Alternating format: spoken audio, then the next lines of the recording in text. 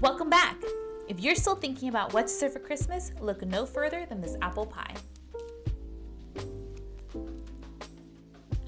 The ingredients you'll need are 7 apples thinly sliced, half a cup of unsalted butter, 1.5 teaspoons of ground cinnamon, 2 tablespoons of flour, 1/4 cup of water, and 1 cup of sugar.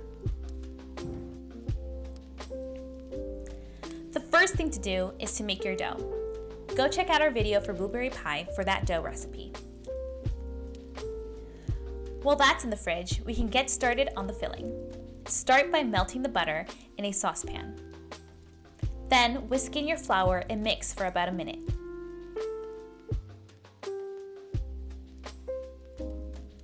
Next, whisk in your water and sugar. Bring it to a boil. Then lower the heat and simmer for about 3 minutes.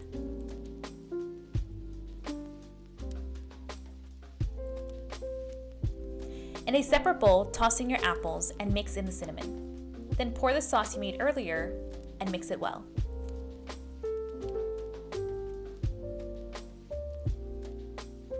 After an hour of your dough being refrigerated, roll out the bottom crust.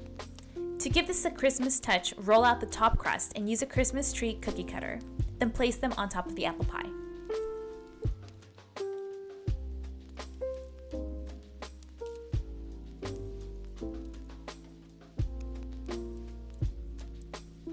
Bake the pie for 15 minutes at 425 degrees. Then reduce the heat to 350 degrees and bake it for another 45 minutes. Now it's all ready for you to enjoy with your family and friends. Please leave a comment down below, like, share, and don't forget to subscribe.